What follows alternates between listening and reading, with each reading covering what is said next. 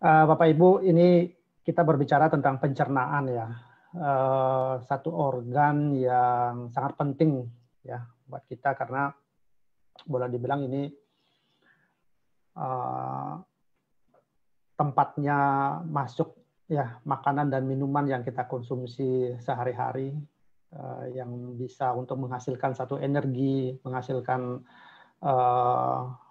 kemampuan kita untuk beraktivitasnya. Sekarang kita bagaimana hubungannya dengan kesehatan. Nah, mungkin selama ini kita mengkonsumsi makanan dan minuman itu tidak terlalu memikirkan ya. Artinya kita makan, minum, setelah itu selesai ya udah gitu ya. Tapi kita tidak pernah mau memikirkan bagaimana sebenarnya proses yang ada di dalam ya, mulai dari mulut sampai ke anus kita, proses makanan tersebut bagi tubuh itu dikonsumsi seperti apa.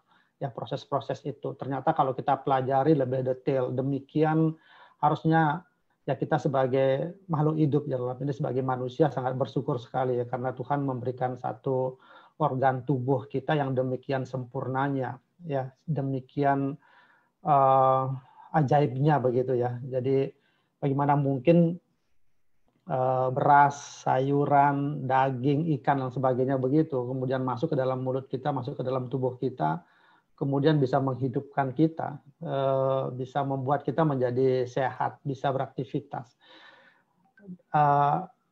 Kandungan-kandungan yang terdapat dalam karbohidrat, dalam protein, lemak, dan sebagainya tersebut, itu bagaimana sih sebenarnya yang kerjanya di dalam itu seperti apa? Apa saja sih yang berperanan dalam hal ini ya? Ini coba kita kupas. Ada mungkin nanti ada sedikit bahasa-bahasa kedokteran ya atau bahasa kesehatan yang mungkin nanti Bapak Ibu dengarkan, tapi ini menjadi satu sharing diskusi saja, tambahan ilmu saja ya.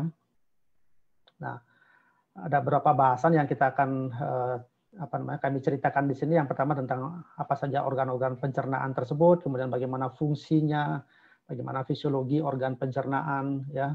Nanti kita akan bahas tentang probiotik dan prebiotik ya. Peranannya nanti dalam hubungannya dengan imunitas gitu ya. Oke. Bapak Ibu sudah mengenal ya, ini gambar yang di sebelah kiri ya, itu organ pencernaan ya, mulai dari mulut. Di dalam mulut itu ada kelenjar air ludah yang menghasilkan ludah nanti ya. Kemudian makanan tersebut ditelan masuk ke dalam kerongkongan, itu kita sebut sebagai esofagus ya. Kemudian dari esofagus makanan masuk ke organ lambung. Nah, lambung ini nanti ada suatu proses ya, penghancuran dan sebagainya. Kemudian dia masuk ke usus halus ya, usus halus ini nanti dibagi-bagi ya. Kemudian masuk ke usus besar ya. Nah, di samping nanti ada lambung dan usus, di sana juga nanti ada organ hati ya. Ada organ hati, kemudian di dalamnya itu ada empedu. Nanti di sana juga ada punya peranan penting juga di dalam pencernaan ini. Nah, setelah masuk ke usus besar, nanti akan dikeluarkan melalui anus. Nah, seperti itu ya. Jadi sebenarnya saluran cerna ini adalah mengambil satu bahan dari luar ya, dan dimasukkan ke dalam tubuh, kemudian mengalami satu proses. Dan ini satu organ yang istilahnya berkesinambungan. Jadi tidak terpecah-pecah seperti itu ya. Jadi bisa dibayangkan ya, dari mulut kemudian berakhirnya di anus. Jadi itu tidak ada organ yang terpisah-pisah seperti itu ya. Ini sudah Bapak Ibu sudah kenal ya. Nah, saya sedikit menjelaskan bagaimana sebenarnya fungsi organ dari pencernaan ini. Kita mulai dari mulut ya. Tentu mulut ini sebagai proses untuk mekanis. Ya. Jadi penghancuran pertama ya, dengan mempergunakan gigi yang kita miliki, mulai dari gigi depan ya, gigi taring, kemudian ada gigi geraham. Ya. Jadi fungsi-fungsi gigi pun itu kan berbeda-beda juga ya. Nah, di sini juga ada proses kimiawi di sana karena di dalam mulut kita juga ada enzim ya, ada enzim amilase, kemudian ada juga kelenjar ludah yang bisa nanti membantu proses penghancuran makanan yang dilakukan oleh gigi kita. Nah, kemudian dari mulut langsung masuk ke kerongkongan. Nah, di dalam kerongkongan ini itu area ataukah saluran yang tempat masuknya bergabungnya nanti ke lambung. Nah, jadi ini melalui gerakan peristaltik dengan gaya gravitasi. Jadi penurunan makanan dari kerongkongan ke darah lambung itu melalui proses peristaltik. Jadi secara normal itu kalau kita hitung itu 8 detik ya kalau dari makanan yang padat. Sedangkan kalau makanan cair atau cairan itu bisa lebih cepat lagi. Gitu. Ya, kemudian dari kerongkongan itu ada di lambung. Nah, di lambung ini ada proses pencernaan mekanik dan kimiawi. Jadi lambung itu memiliki organ yang sangat kuat, mukosa yang sangat kuat, ada rugai-rugai begitu ya. Ini otot-ototnya juga sangat kuat. Nah, dalam lambung juga ada enzim ya. Di situ ada 3 jenis enzim. Ya, ada pepsin, renin, kemudian ada menghasilkan asam klorida juga. Nah, ini asam ya. Jadi di lambung itu jelas di sana terdapat keasaman karena lambung memiliki ada 3 jenis sel di sana ya yang menghasilkan asam itu adalah sel parietal namanya ya. Nah, dari lambung kemudian akan masuk ke usus halus ya. Nah, di usus halus ini ada yang kita sebut sebagai yeyendum, duodenum, ileum begitu ya. Jadi di sana akan terjadi suatu proses kimiawi karena di sana juga ada banyak enzim-enzim yang dihasilkan di usus halus tersebut. Nah, selanjutnya makanan akan dibawa ke usus besar ya. Di samping usus besar nanti ini proses penyerapan air kembali terjadi ya dan terjadi proses pembusukan ya, pembusukan makanan di usus besar di sini. Dan yang terakhir adalah di anus ya. Jadi fungsinya adalah untuk mengeluarkan sisa makanan. Ya, inilah apa namanya proses yang terjadi di dalam organ pencernaan kita. Ya. Nah, ini Bapak Ibu kalau kita lebih ringkas lagi ya, tadi yang sebelumnya saya jelaskan. Jadi fungsi saluran cerna itu ada 4 sebenarnya ya. Jadi istilah-istilah ini istilah-istilah kedokteran ya. Jadi yang pertama adalah fungsi motilitas namanya. Jadi fungsi motilitas itu adalah pergerakan makanan melalui traktus digestivus ya, melalui saluran cerna. Itu mulai dari proses memasukkan makanan ya, kemudian mengunyahnya, kemudian dilakukan proses deglutisi atau disebut sebagai proses menelan, kemudian gerakan peristaltik ya, dan gerakan ritme dari saluran cerna ini. Dan terakhir adalah proses pencampuran di dalam usus. Nah, ini yang kita rangkum sebagai fungsi motilitas. Ya. Kemudian yang kedua ini adalah fungsi sekresi. Ya, fungsi sekresi ini lebih pada apa namanya pengeluaran enzim, ya, pengeluaran enzim, garam, empedu, mukus, cairan, serta elektrolit yang dihasilkan oleh kelenjar eksokrin. Jadi ada kelenjar eksokrin yang menghasilkan enzim, ada menghasilkan garam empedu, ada mukus dan sebagainya. Itu akan membantu proses pencernaan, baik itu yang mulai dari mulut, kemudian di lambung, usus halus dan sebagainya. Ya. Dan proses ini itu yang disebut sebagai proses sekresi. Ya. Nah, jadi makanan yang kita makan dalam volume ataukah molekul yang besar, ya misalnya beras ataukah sayuran, ya daging dan sebagainya, itu kan punya molekul-molekul yang besar, masih dalam bentuk yang kasar lah bilang begitu, ya. Nah ini harus dibantu pemecahannya menjadi satu molekul yang lebih kecil atau yang paling kecil, ya. Ini yang nanti akan dibantu oleh sebuah enzim, gitu, ya. Jadi dia tidak bisa bekerja sendiri. Organ pencernaan tersebut itu harus melalui satu apa namanya? Ada satu enzim yang dapat mempercepat proses penghancuran, pemecahan dari yang molekul besar menjadi molekul yang kecil itu. Ya, ini disebut sebagai proses sekresi. Yang selanjutnya adalah proses, fungsi digesti. Ya. Fungsi digesti ini adalah pemecahan ataukah penguraian nutrien secara fisik dan kimia ya menjadi bentuk atau unit yang dapat diserap.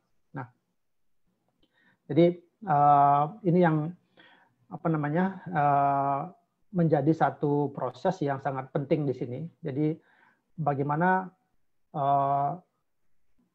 molekul yang besar menjadi molekul yang kecil sampai menjadi molekul yang kecil, molekul yang memang siap untuk dilakukan penyerapan. Ya, yang itu kita sebut nanti dalam proses absorpsi. Ya. Di proses absorpsi ini adalah proses penyerapan nutrisi yang paling kecil yang memang siap untuk diedarkan ke dalam pembuluh darah maupun pembuluh limfe, kemudian akan menuju ke organ-organ, ya, dalam hal ini harus melalui ke ke organ hepar dulu, ya, untuk melalui satu proses metabolisme di sana, kemudian dialirkan ke seluruh sel yang ada di dalam tubuh kita. Nah, ini jadi ada 4 proses fungsi dari saluran pencernaan kita, ya. Itu. Nah, tadi saya banyak menyinggung tentang enzim. Jadi kalau Bapak Ibu perhatikan, ini ada banyak sekali enzim-enzim yang dihasilkan oleh kelenjar-kelenjar eksokrin kita dan bekerjanya di saluran pencernaan kita. Coba itu bisa Bapak Ibu bisa lihat, ya. Dan satu enzim ini memiliki satu tugas yang sendiri, ya. Jadi sebenarnya enzim itu adalah suatu biomolekul, ya, yang itu suatu protein, ya, yang berfungsi sebagai katalis. Nah, katalis ini artinya yang mengaktifkan, ya, mengaktifkan suatu perubahan, ya. Artinya yang mempercepat proses reaksi tanpa habis bereaksi, ya, dalam suatu reaksi kimia organik.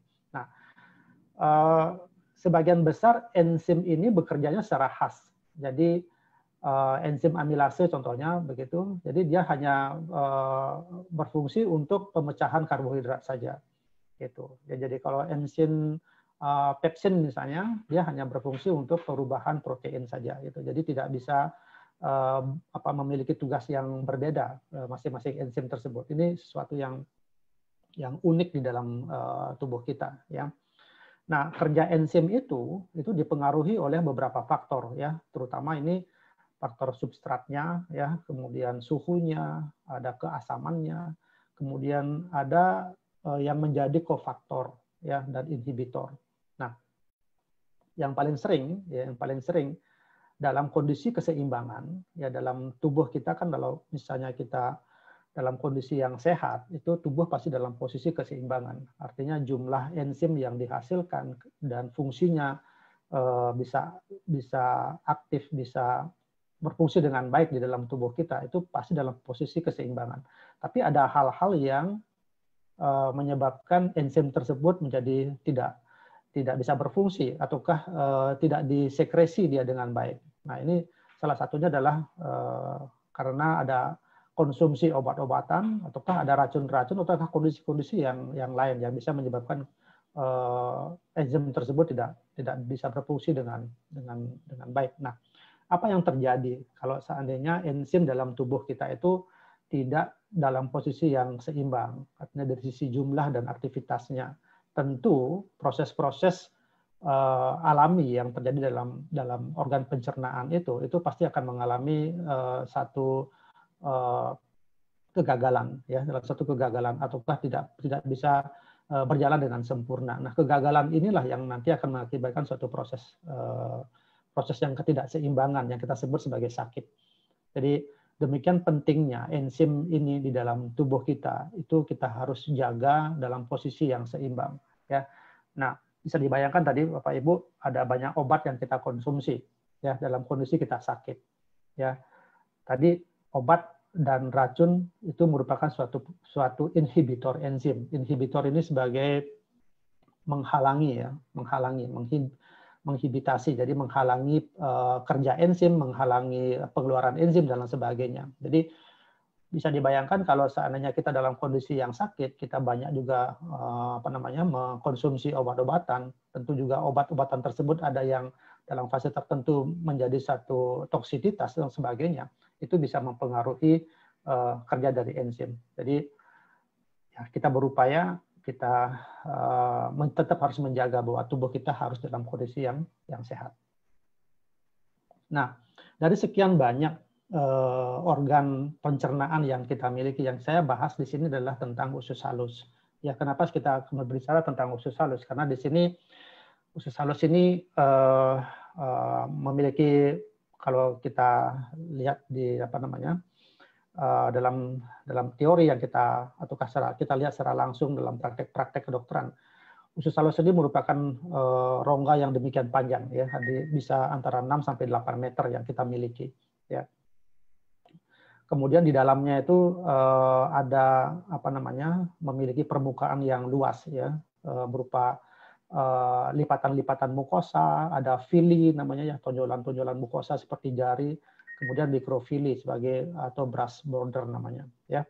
Nah, villi-villi inilah yang banyak mengandung kapiler dan pembuluh limfa.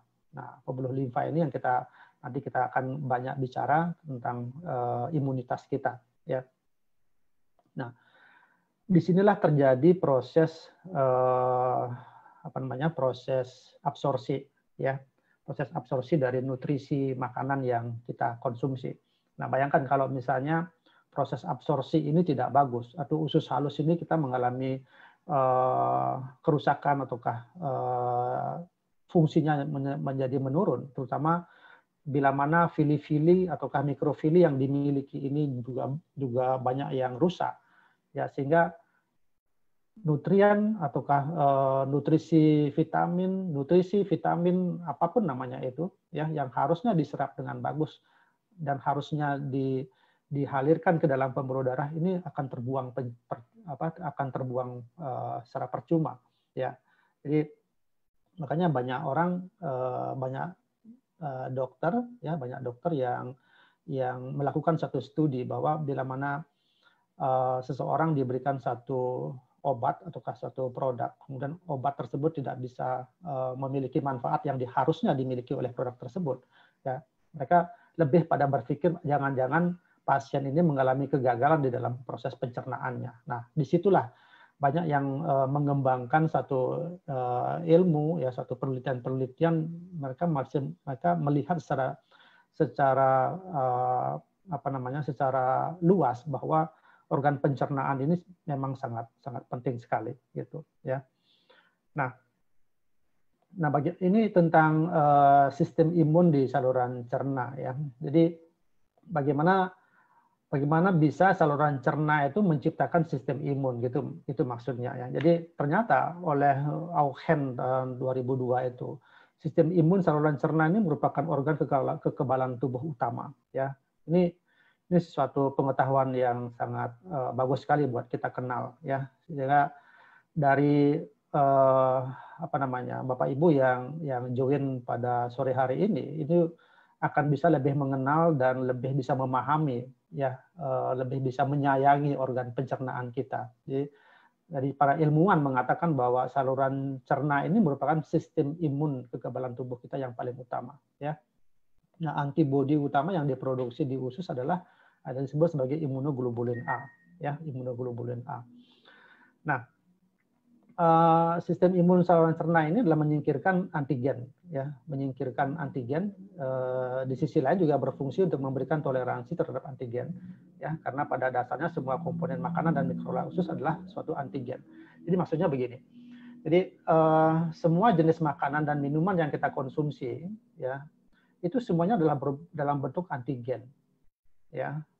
Pada bayi yang baru pertama kali diperkenalkan dengan ASI, itu juga melakukan pengenalan pertama kali dengan antigen.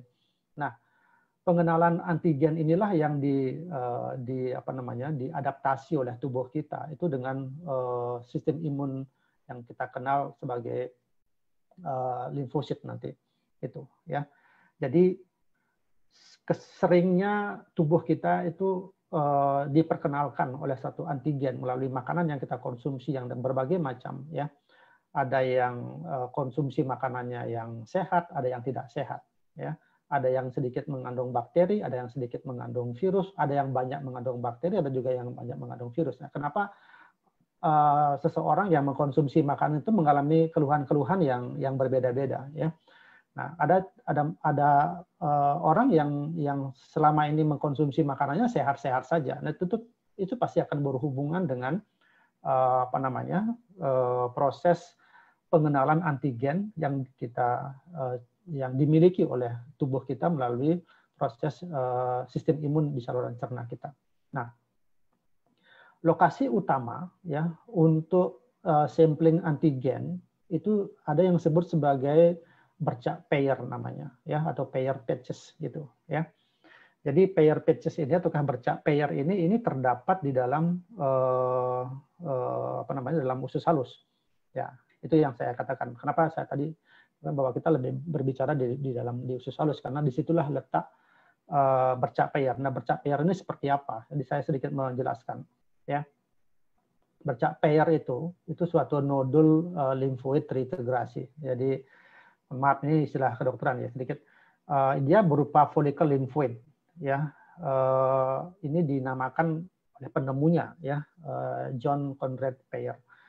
Nah, jadi merupakan satu organ yang sangat penting ya di dalam jaringan limfoid ini terkait usus yang biasanya ditemukan pada manusia di bagian bawah paling dari usus kecil, ya, terutama di daerah jejunum distal dan ileum. Nah, kalau kita lihat di gambar, ya, kalau kita lihat di gambar ini secara histologi, ya, jadi yang dilingkari itu,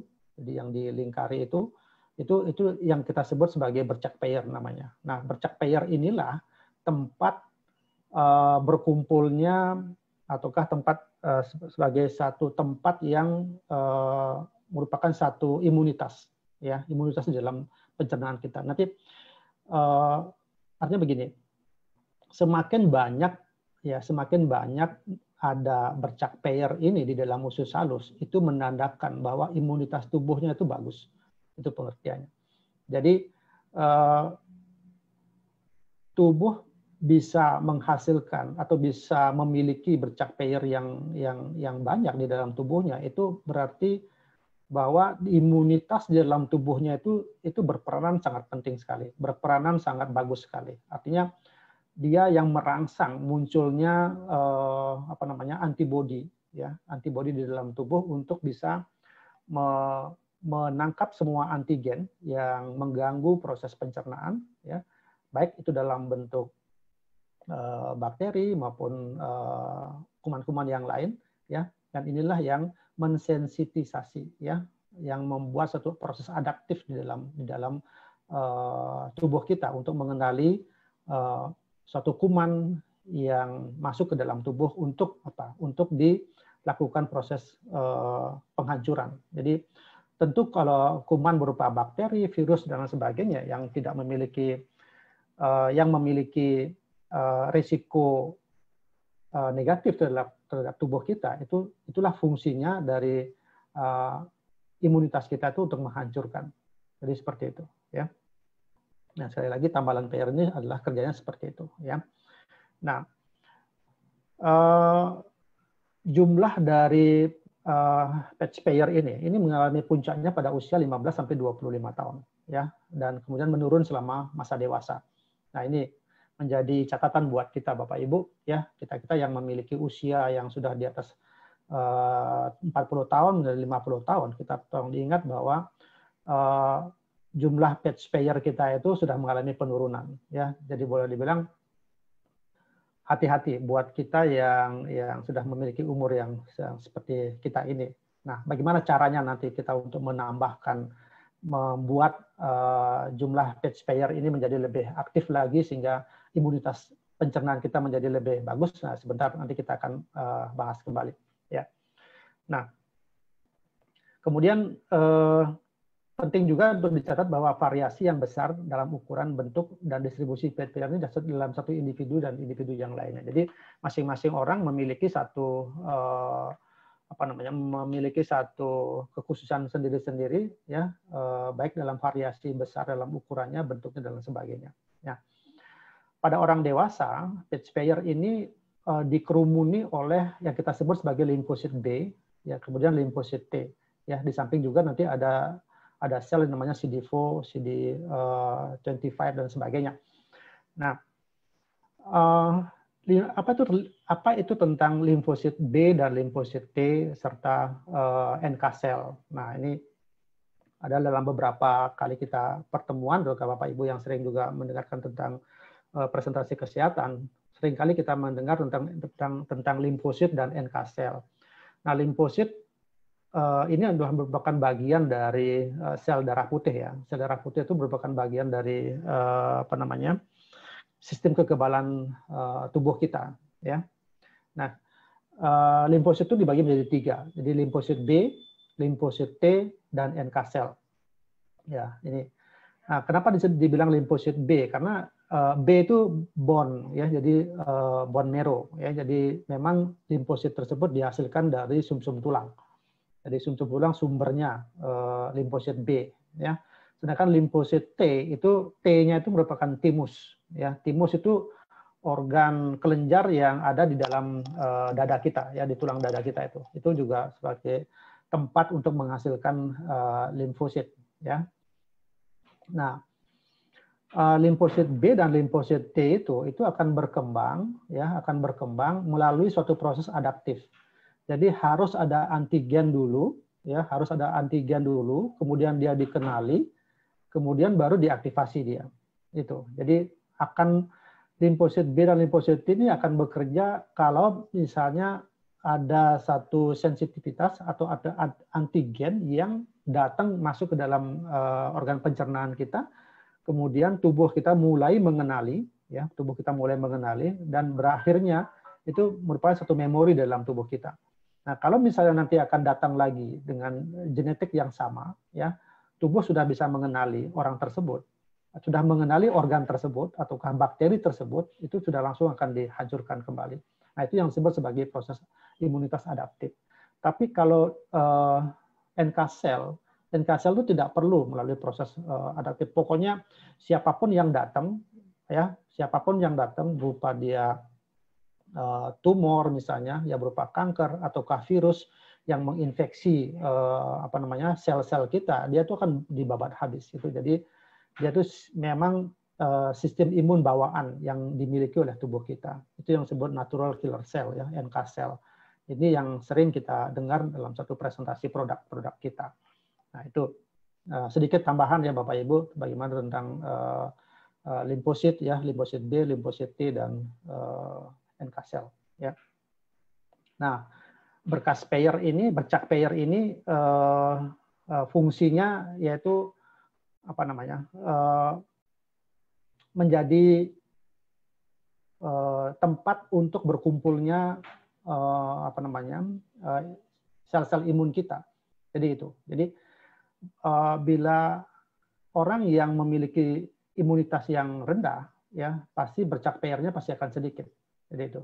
Tapi kalau dia sebaliknya, kalau dia imunitasnya tinggi, patch pairnya ini pasti akan banyak ada di dalam. Ya, karena sekali lagi organ imunitas tubuh kita yang terdiri dari makrofag, ya, sel dendritik, limfosit B, limfosit T, itu banyak ada di dalam patch pair itu, ya, yang merupakan jaringan limfoid. Jadi itu, ya. Jadi sama dengan di organ mulut kita, ya, di sana ada amandel.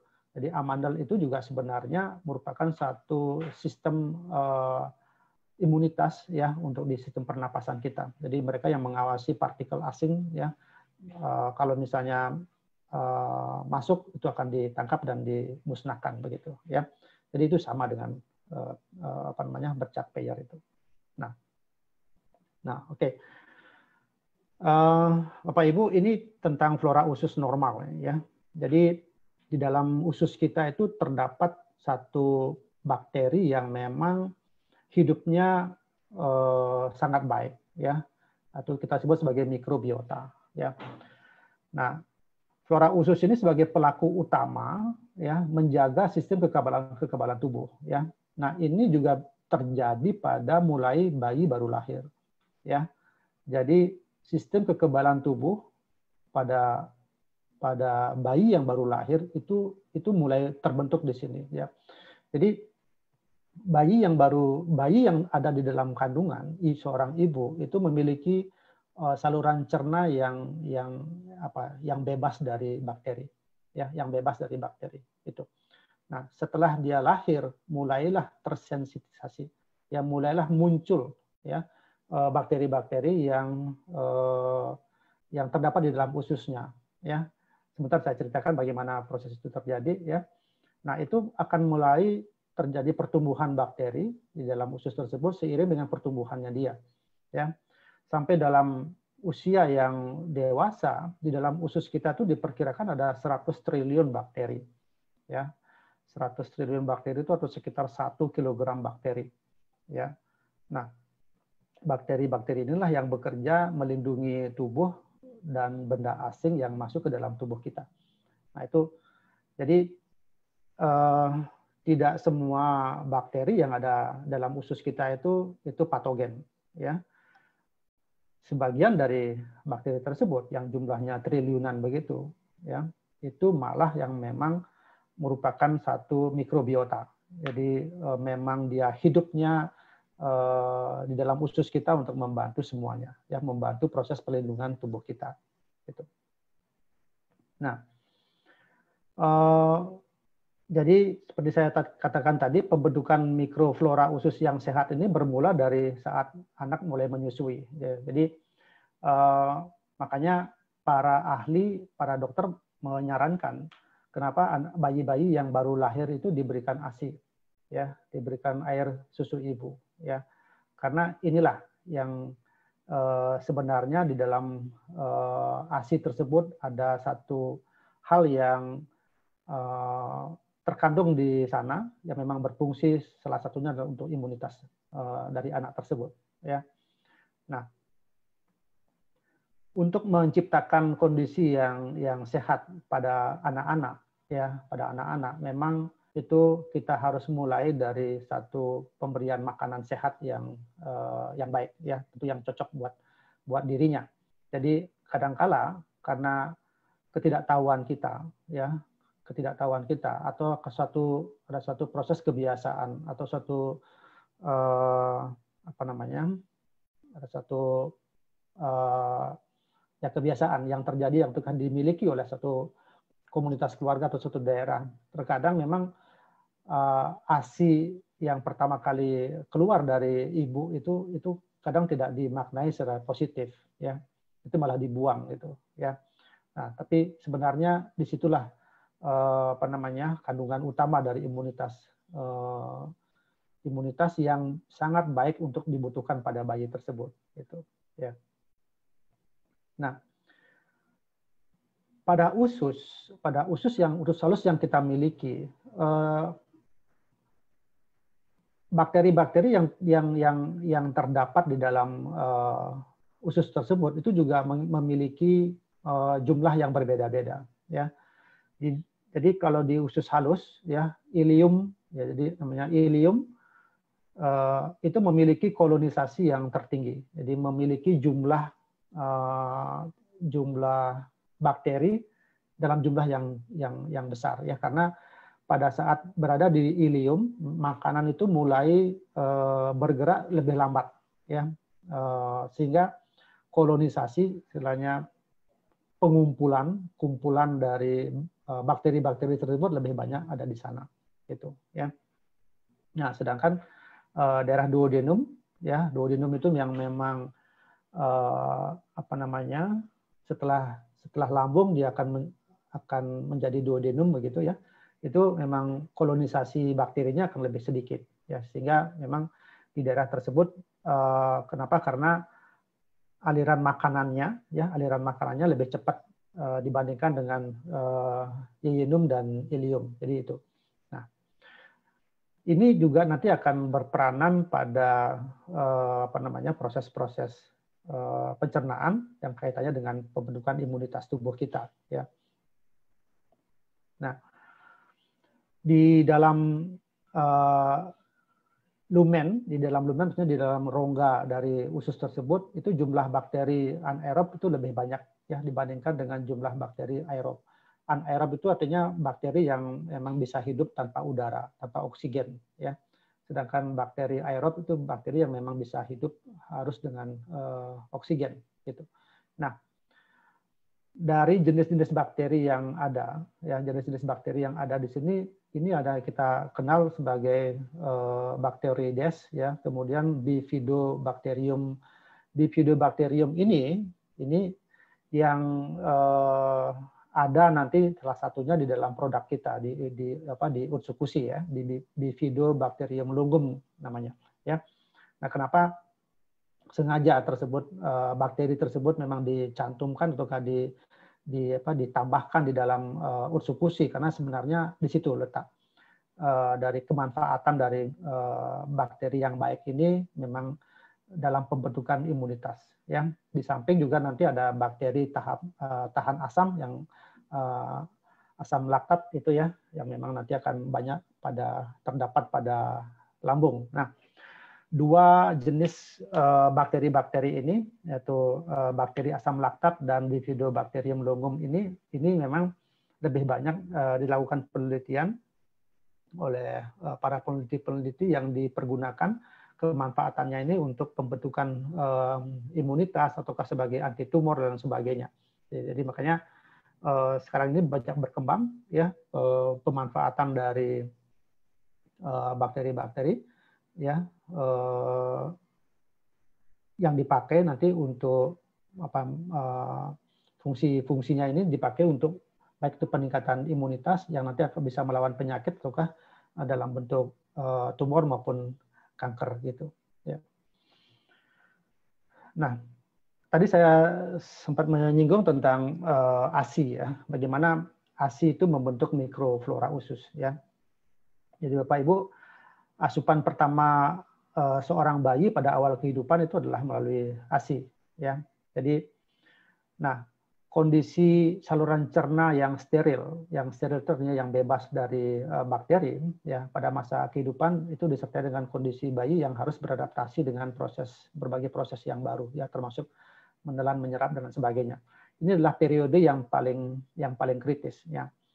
Artinya begini. Jadi pada saat si bayi itu melakukan pengenalan pertama dalam satu produk minuman ataukah cairan ataukah makanan yang masuk ke dalam ususnya, ini harus ada satu toleransi di dalam tubuh ya.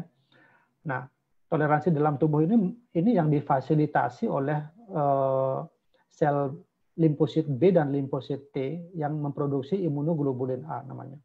Nah, kalau proses toleransi ini tidak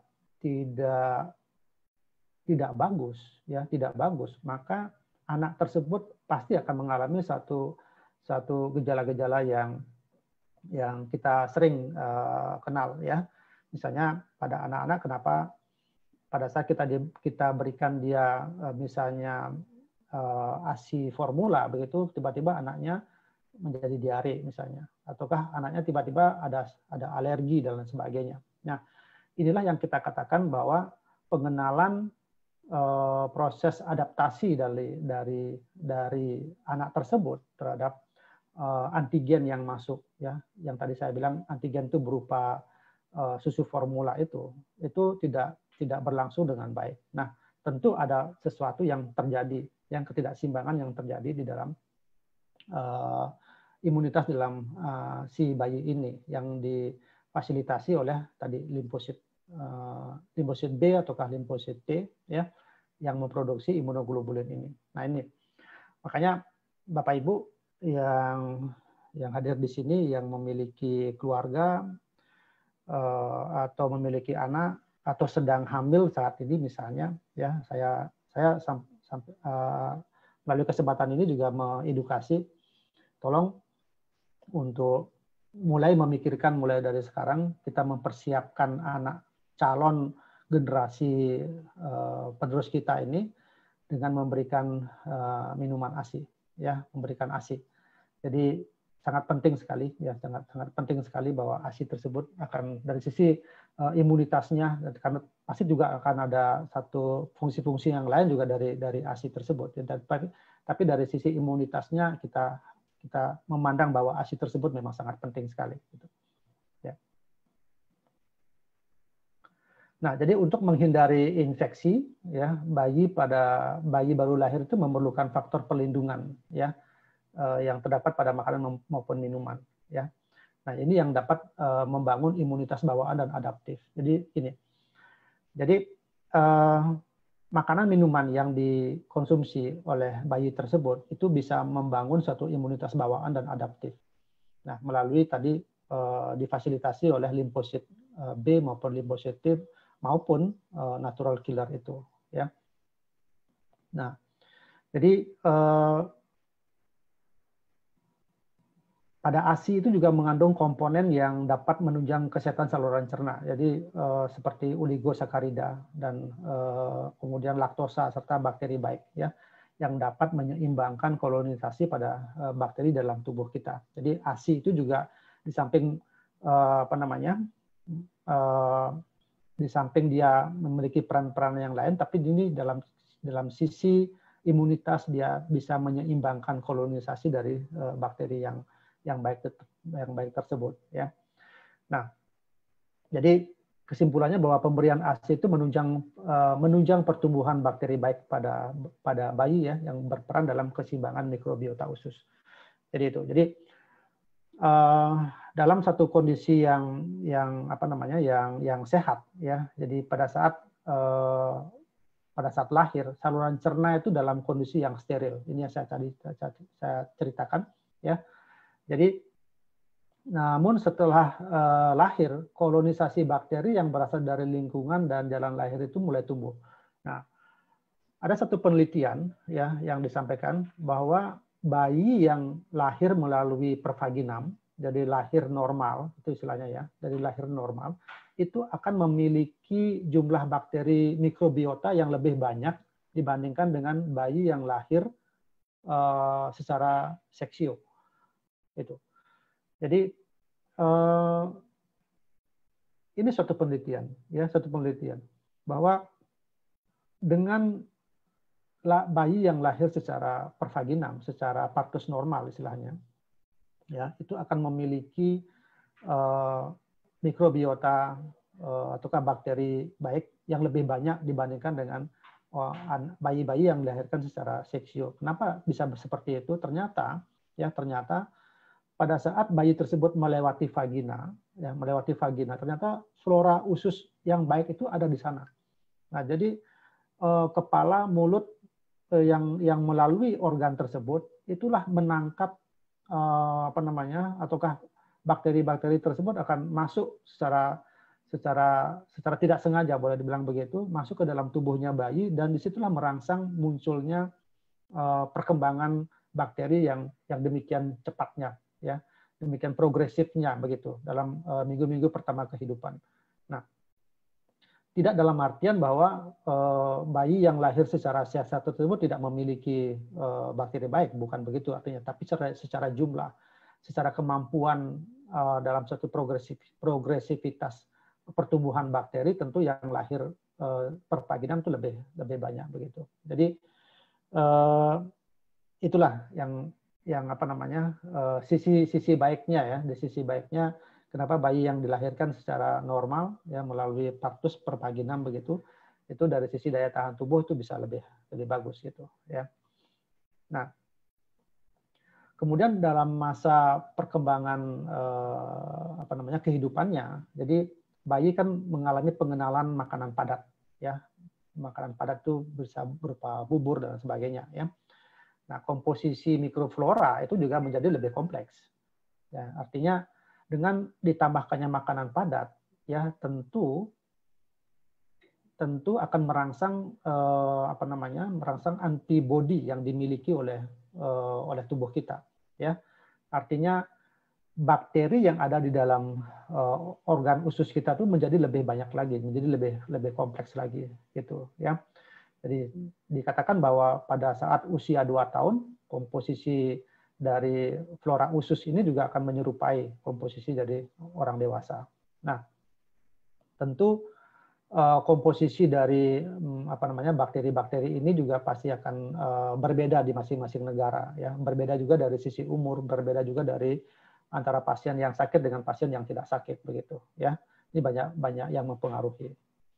Nah, bagaimana hubungan antara mikroflora usus dengan sistem imun intestinal? Nah, ini tadi saya sempat menyinggung Bapak Ibu ya. Ilustrasinya seperti begini ya. Jadi ada mamalia itu yang menyusui gitu ya. Yang benar-benar di mikrobanya itu ditiadakan gitu. Ya, mikrobanya itu ditiadakan. Nah, ternyata setelah diteliti, dia memang memiliki bercak pair yang lebih sedikit dibandingkan dengan mamalia yang konvensional, jadi mamalia yang biasa, gitu. Ya. Nah, ini menandakan bahwa bercak pair itu memang akan mulai aktif, mulai muncul. Jadi pada saat memang tubuh tersebut harus memiliki mikroba. Ya, artinya pada saat banyaknya ada antigen yang masuk ke dalam tubuh, itu akan direspon dengan baik oleh tubuh kita, ya, dengan terbentuknya dengan terbentuknya bercak pair ini yang dibantu oleh mikroba-mikroba yang baik yang ada di dalam usus kita. Jadi kalau kita memiliki mikroflora yang normal, itu pasti akan memiliki patch pair yang lebih tinggi. Patch pair yang lebih tinggi menandakan bahwa imunitas tubuh kita menjadi lebih bagus. Itu yang harus yang kita kenal, ya. Nah, jadi bayi baru lahir dalam kondisi steril dan diakuisisi mikroflora normal memegang peranan penting dalam perkembangan sistem imun kehidupan. Nah, jadi itu. Jadi bayi yang baru lahir dalam kondisi steril dan diakuisisi mikroflora normal memegang peranan penting dalam perkembangan sistem imun di awal kehidupan. Jadi sekali lagi Bapak Ibu, kita memang harus menyiapkan generasi kehidupan kita itu untuk bisa menjalani kehidupan yang lebih jauh ke depan. Itu kita memang mengawali dari awal dengan memberikan imunitas yang lebih baik begitu, ya, sehingga kesehatannya akan terjaga, akan tidak banyak muncul penyakit-penyakit. Kalaupun misalnya ada bakteri virus yang masuk, dia sudah bertahan dengan imunitas yang cukup baik gitu. Ya. Nah, jadi salah satu cara untuk meningkatkan paparan mikrobial, ya, tanpa meningkatkan risiko penyakit adalah dengan mempergunakan prebiotik, ya, dan atau probiotik.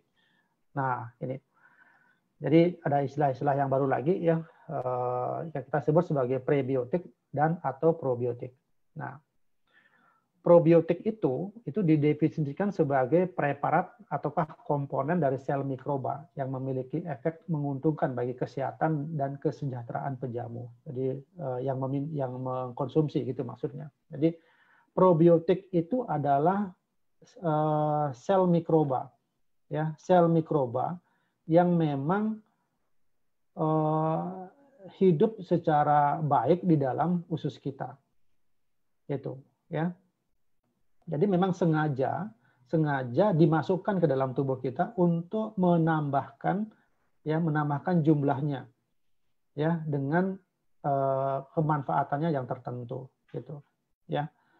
Nah, sedangkan kalau prebiotik ini adalah makanannya, ya, makanannya yang dapat menstimulasi pertumbuhan dari probiotik, gitu. Jadi dibedakan ya Bapak Ibu. Jadi probiotik itu adalah bakterinya, sedangkan prebiotik itu adalah makanan dari probiotiknya. Nah, kita sekarang mulai lebih jelas lagi ya Bapak Ibu.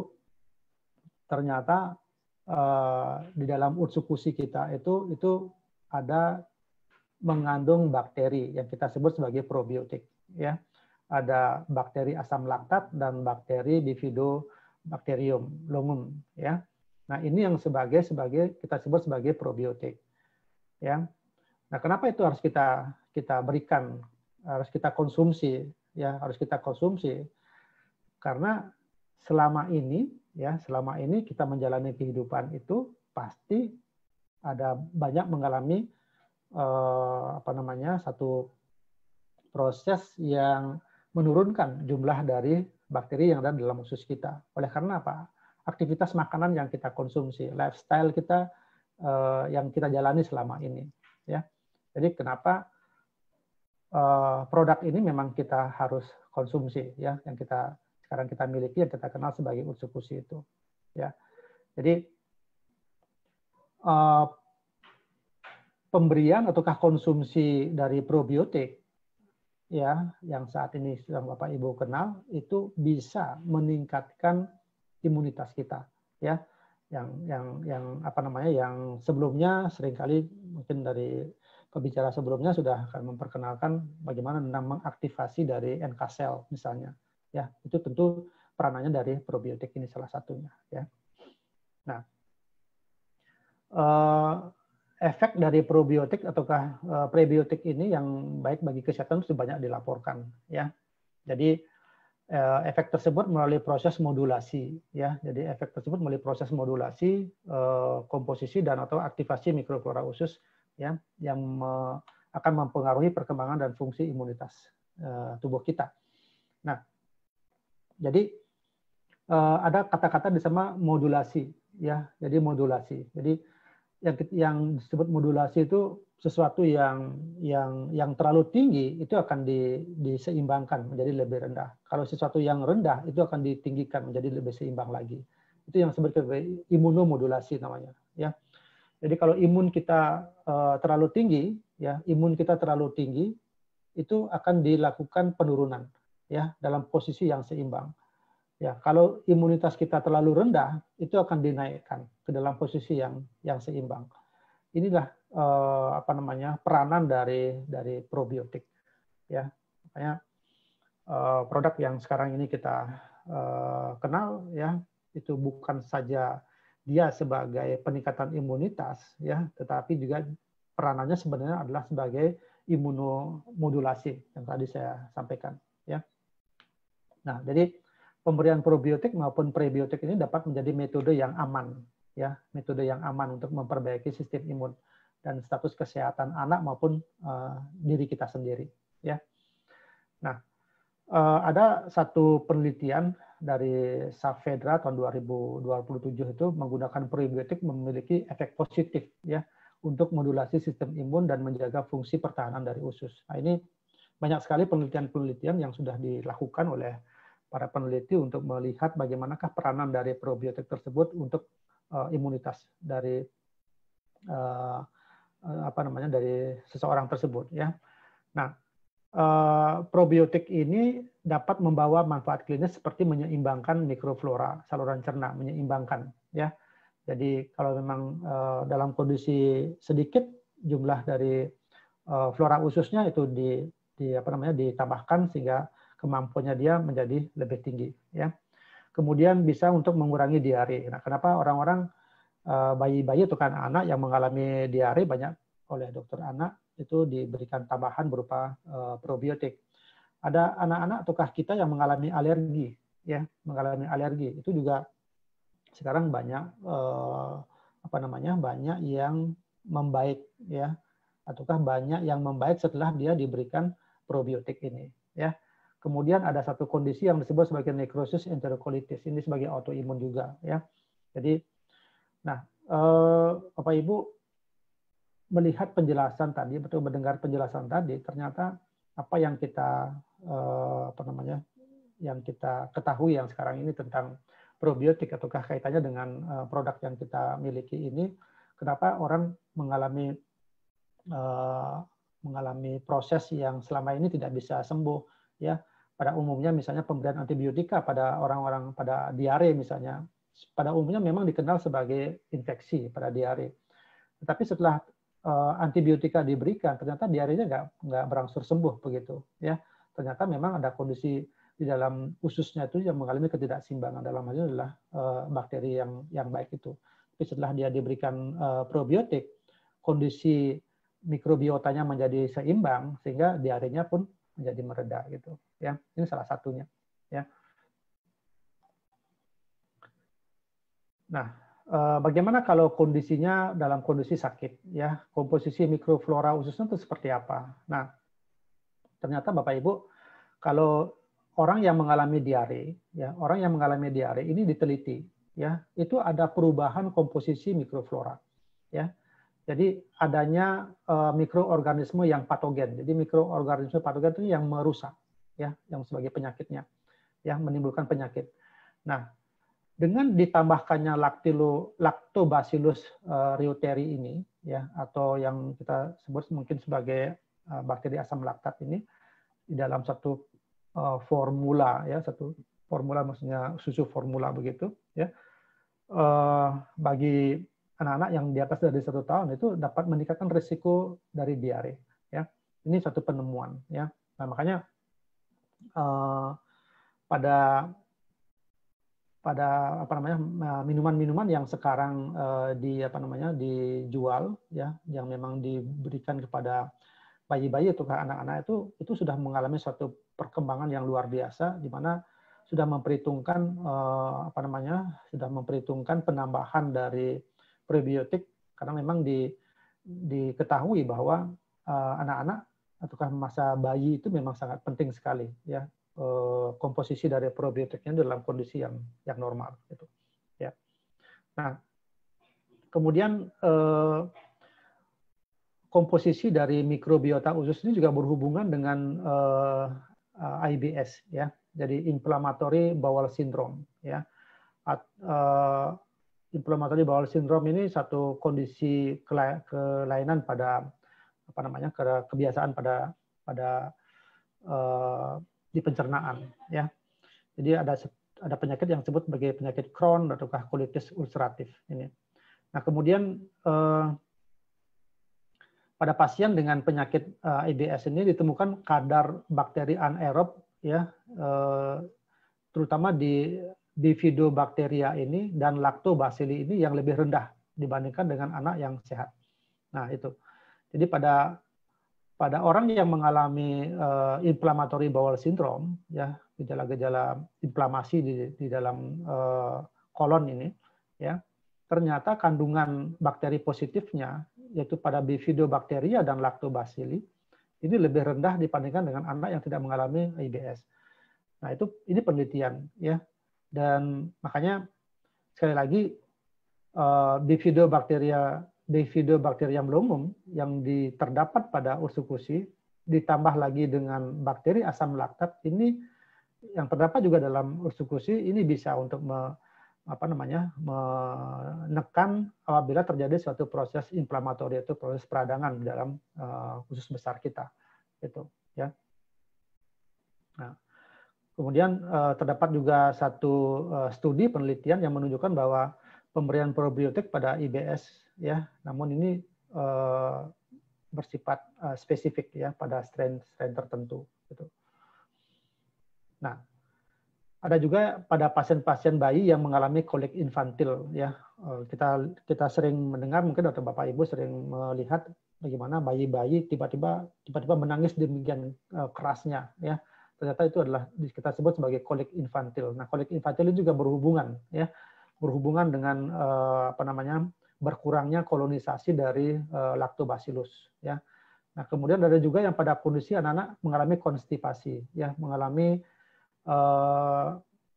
kerasnya kotoran dan sebagainya, ya. Jadi segala macam kelainan-kelainan yang muncul, baik itu diare, kemudian lawannya adalah konstipasi, ya, kemudian terjadi peradangan di situ, itu selalu sebagian besar memang dipengaruhi oleh komposisi dari kolonisasi dari bakteri-bakteri tersebut, ya. Jadi saya katakan bahwa pentingnya, ya, jadi penting sekali memang kita harus memiliki komposisi dari bakteri yang seimbang, ya. Nah, dalam slide ini saya ingin menyampaikan kepada Bapak Ibu, ya, kita mudah-mudahan yang hadir di sini sebagian besar masih sehat, ya, dibandingkan dengan saudara-saudara kita yang lagi sakit, ya. Saya katakan ini 3 in 1, ya. 3 in 1 itu maksudnya begini, Bapak Ibu. Kalau kita menginginkan dari sakit menjadi sehat, tentu ada 3 aktivitas yang kita harus lakukan, ya. Yang pertama tentu adalah lifestyle, ya. Artinya walau di saat kita sakit, kita memang harus mengembalikan kebiasaan hidup kita yang tadinya tidak bagus atau belum bagus, kita memang harus kembali ke lifestyle kita yang lebih bagus. Itu yang pertama. Yang kedua, karena kita sakit, tentu kita harus mengkonsumsi obat-obatan yang sesuai dengan diagnosis dari dokter, ya. Berarti ada aktivitas kita untuk mengkonsumsi obat secara teratur sesuai dengan dosisnya, ya, agar sakit kita menjadi lebih cepat, menjadi lebih sehat, seperti itu ya. Nah, saat kita sudah mengkonsumsi, mengembalikan posisi kita menjadi bagus, lifestyle kita menjadi bagus, kemudian ada mengkonsumsi obat-obatan tertentu sesuai dengan diagnosisnya, tentu kita juga menginginkan mengembalikan fungsi organ tersebut menjadi lebih bagus kembali, ya. Jadi tadinya kita menderita infeksi, ada organ yang mengalami rusak, kita pun organ yang rusak dan yang mati tersebut kita memang harus remajakan kembali. Jadi memang ada 3 hal ya, ada 3 hal yang jadinya kita kerjakan ya pada saat kita menjadi sakit. Ya sangat berbeda kalau seandainya kita dalam kondisi saat ini adalah dalam kondisi yang sehat. Tentu yang di tengah-tengah itu yang mengkonsumsi obat itu tidak kita pentingkan. Jadi dengan menjaga lifestyle kita ya ditambah dengan ya ini saya katakan ditambah dengan mengkonsumsi suatu suplemen untuk makanan kesehatan itu pasti akan membuat kita menjadi tetap sehat, itu maksud saya ya. Nah, jadi kesimpulannya Bapak Ibu, dengan makan minum yang bagus dan yang sehat ya, ini akan menumbuhkan, mempertahankan flora usus kita menjadi baik. Ya, ditambah dengan organ saluran cerna kita yang tetap terjaga dengan baik, ya, oleh karena kita memang ada mengkonsumsi produk yang sekarang kita konsumsi, apakah itu SOP 100 maupun SOP Subarasi, karena di sana adalah tugasnya memang salah satu patennya memang untuk meregenerasi sel. Tentu harapan kita adalah organ-organ termasuk organ saluran cerna kita itu menjadi lebih baik ataukah tetap menjadi baik ya. Akibatnya apa? Penyerapan nutrisi ya, penyerapan vitamin, penyerapan zat-zat yang memang dibutuhkan baik dari karbohidrat, protein, lemak dan sebagainya itu menjadi baik dan beredar di dalam tubuh kita. Ya, beredar dalam tubuh kita. Dampaknya adalah imunitas tubuh kita itu menjadi tetap dalam kondisi yang tinggi. Ya, imunitas kita yang tinggi itu akan menjadikan tubuh kita menjadi tetap sehat. Ya, ini kesimpulan dari bahasan kita, Bapak Ibu. Ya, sekarang ini kita dalam posisi yang sudah benar. Ya. Kita sekarang diperkenalkan oleh perusahaan dengan 2 macam produk yang kita kenal sekarang ini. Mau yang minum salah satunya silakan, mau yang sekarang kita lebih memperdalami tentang flora usus yang kita sebut sebagai probiotik, di mana memang ada dalam komponen salah satu produk kita, itu mau dikonsumsi ya lebih bagus lagi ya, harapannya sekali lagi harapannya adalah kesehatan kita terjaga dengan baik itu.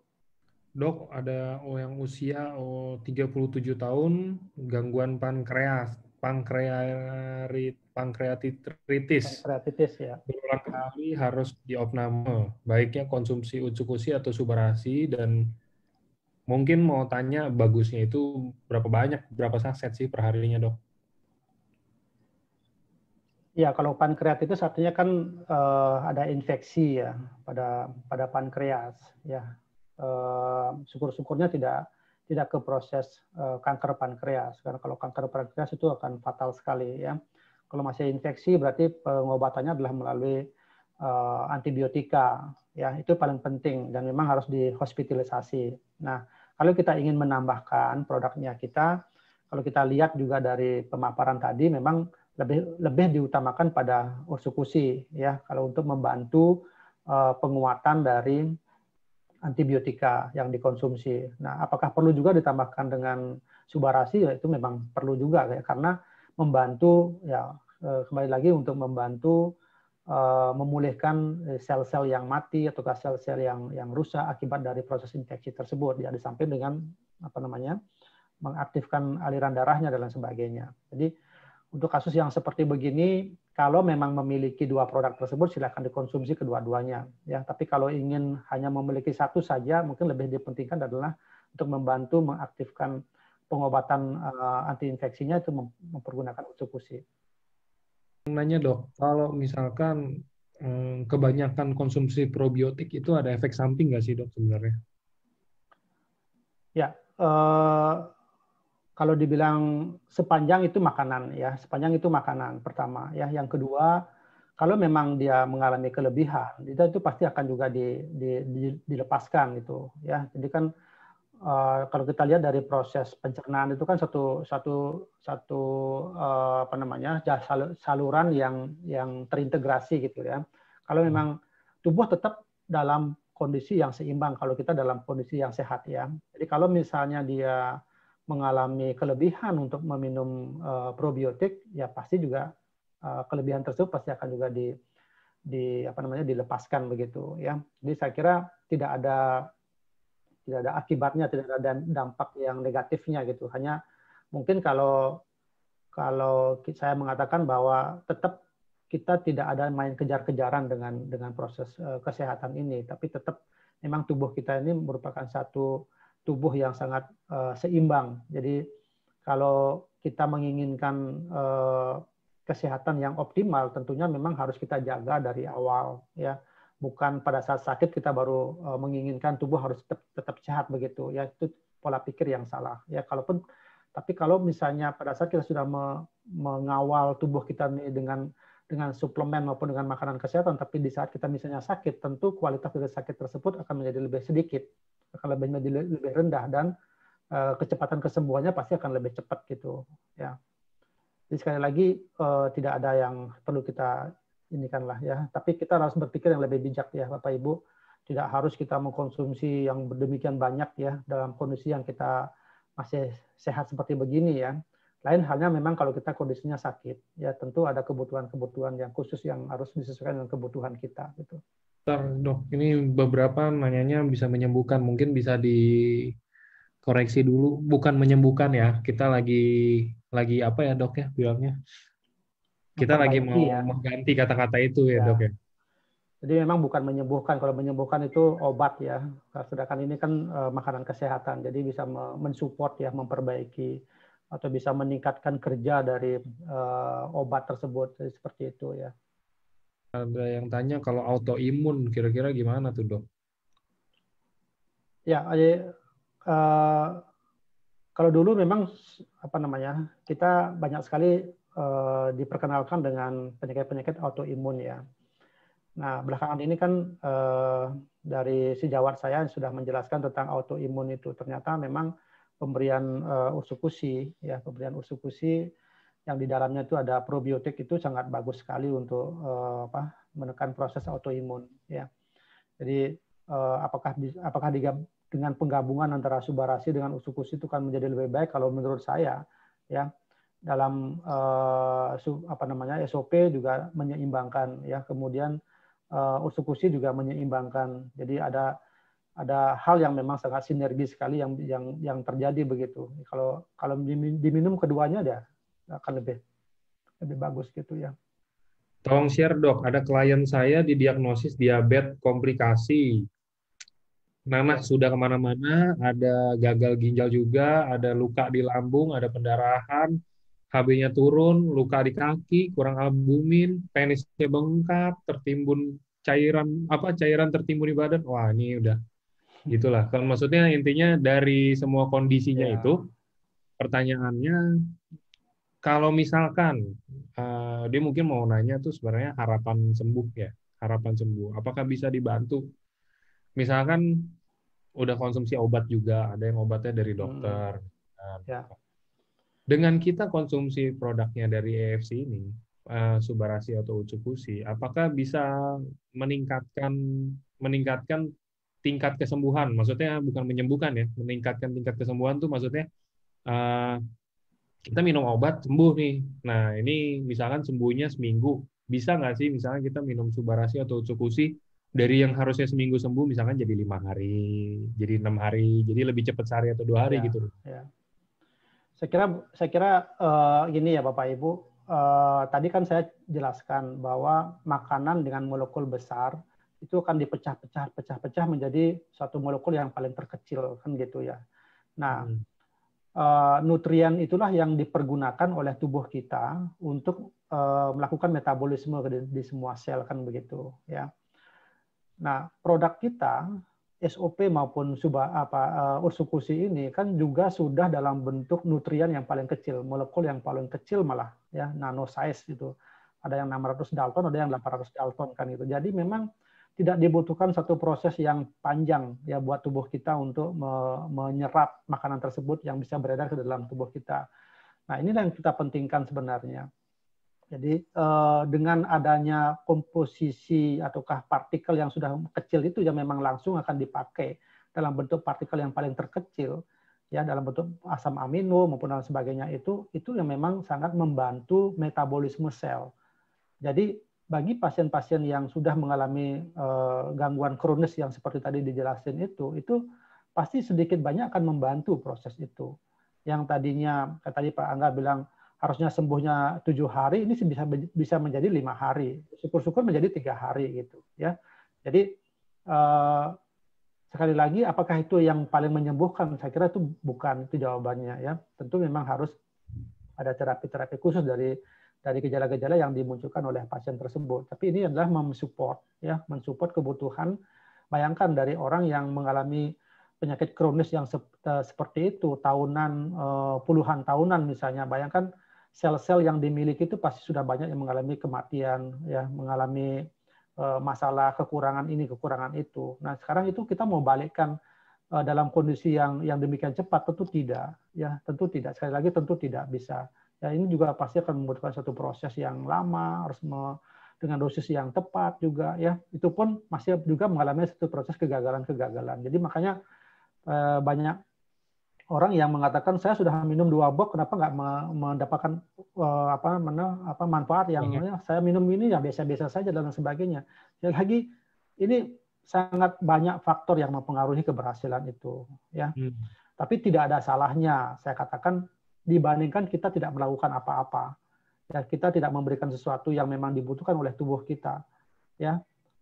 Akan lebih repot lagi, akan lebih membuat kondisinya akan lebih drop lagi, ya. Makanya kalau memang kita diperkenalkan dengan kita mengenal produk ini dan kita tahu apa isinya, komposisinya, dan memang itu memang sangat bagus buat kesehatan kita, ya, kenapa kita tidak memberikan itu kepada pasien ini? Kenapa tidak kita konsumsi sendiri buat diri kita? Nah, itu maksud saya. Lagi dari siapa ini, Bu Heni Husin, ya. Kalau GERD bagaimana dokter, apa hubungannya dengan ursukusi itu? Ini seringkali ya, ya Pak Angga ya, seringkali banyak yang menanyakan kalau GERD itu adalah kelemahan dalam sphincter esofagial, ya. Jadi kalau kan tadi saya jelasin dari esofagus ke lambung. Jadi sebelum dia masuk ke lambung itu ada namanya sphincter, ada semacam pintu lah gitu ya. Nah, pintu ini akan terbuka secara otomatis bila mana ada makanan yang masuk, gitu ya. Dan dia tertutup pada saat makanan tersebut sudah masuk ke dalam lambung. Nah, ada satu penyakit yang sphincter tersebut akan terbuka dia, ya, akan selalu terbuka dia. Nah, otomatis apa? Asam lambung yang ada dalam lambung itu, dalam kondisi tertentu dia bisa naik dia ke dalam kerongkongan, gitu. Nah, inilah yang dirasakan dalam kondisi yang panas, sakit gitu di dada, seperti sesak dan lain sebagainya. Nah, kondisi ini sebenarnya yang terbagusnya adalah memakai ada obat sebenarnya yang bisa untuk mengaktifkan sphincter itu. Nah, ini kembali lagi itu terapinya adalah memang harus dengan obat yang bisa untuk mengaktifkan itu. Itu yang pertama. Yang kedua, kadang-kala itu membutuhkan operasi.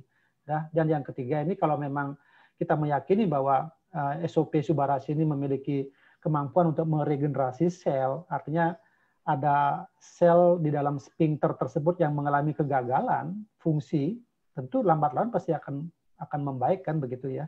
Sehingga otomatis kemampuannya dia untuk menutup dan membuka secara otomatis itu akan lebih bagus gitu. Nah, apakah ursukusi di sini akan berperanan? Tentu kalau saya mengatakan kan ursukusi kan tidak hanya dalam satu produk, dalam kandungannya kan banyak produk begitu. Nah, sepanjang itu menjadi satu makanan kesehatan tidak ada salahnya kita melakukan itu. Tetapi kalau yang saya mengatakan lebih pada penggunaan di Subarasinya gitu atau di SOP-nya gitu. Ya silakan aja kalau memang mau membantu dengan ursukusi silakan. Kalau yang udah pernah konsumsi entah itu Subarasi atau ursukusi kan tahu, maksudnya rasanya tuh emang ada asamnya gitu kan. Ya. kira-kira kalau untuk dikonsumsi sama yang punya mah, asal nggak kelebihan ya, maksudnya kita ngomong dalam dosis misalkan, contoh harusnya kita konsumsi 4 saset atau harusnya kita konsumsi 5 saset misalkan. Kalau dianya ada mah, apa bisa nggak sih? Maksudnya kan takutnya kalau makan kayak begitu nanti dia asem, nanti mahnya kambuh atau apa? Apa mungkin ada triknya harus makan dulu atau gimana? Gitu loh dok. Ya, kalau memang sudah sebelumnya kita diagnosa memiliki gastritis ataukah Hmm. dispepsia gitu kan, ataukah GERD itu misalnya kan, tentu dokter pasti akan memberikan obat-obatan dulu ya. Ya, obat-obatan yang pertama obat untuk menetralkan asam lambung itu pasti akan diberikan ya. Yang banyak kan yang kita kenal ya. Kemudian yang kedua biasanya diberikan obat untuk menekan supaya asam lambungnya tidak banyak keluar. Itu banyak juga yang beredar ya. Yang ketiga itu adalah memperbanyak mukos ya, ataukah melindungi mukosa dari lambung tersebut ya, dari ancaman makanan maupun minuman yang mengganggu ya. Nah, kekhawatirannya dari teman-teman adalah mengkonsumsi apa namanya SOP ini karena setelah dicampur dengan air kan dia warnanya agak kekuning-kuningan dan memang rasanya memang ada sedikit asam begitu kan. Nah ini kan yang tercetus di dalam pikirannya adalah bahwa kandungan yang asam ini pasti akan mengganggu kan gitu, mengganggu lambungnya. Nah ini yang saya katakan tadi. Jadi kalau dalam kondisi mengalami gangguan lambung ya baik itu dispepsia, gastritis maupun GERD ini nggak bisa berjalan hanya mempergunakan SOP. Jadi memang harus obat lambung itu juga tetap harus dikonsumsi gitu. Ya. Jadi dengan bergabungnya obat dengan produk ini itu mensinergikan, jadi memperkuat ya, menyebabkan proses penyembuhan dari gastritisnya ini menjadi lebih bagus gitu. Jadi itu yang pertama. Yang kedua tentu kalau misalnya ini bisa diakalinya dengan diminumkan setelah makan misalnya ya. Jadi makanan yang kita konsumsi itu juga akan menurunkan asam lambung kita ya karena menjadi penetral dia. Nah pada saat itu setelah kita makan baru konsumsi Subarasi ini ya. Itu cara-cara yang bisa kita lakukan ya, walaupun misalnya ada upline menyampaikan bahwa oh ini harus diminumkan sebelum makan atau dalam keadaan kosong. Itu itu maksudnya ada benarnya gitu ya. Ya, kenapa harus dalam keadaan kosong? Ya, karena diinginkan bahwa produk makanan kesehatan ini bisa bisa diserap dengan demikian bagusnya tanpa dihalangi atau tanpa diinhibisi oleh makanan yang lain kan begitu ya. Nah, apakah makanan yang dikonsumsi sebelumnya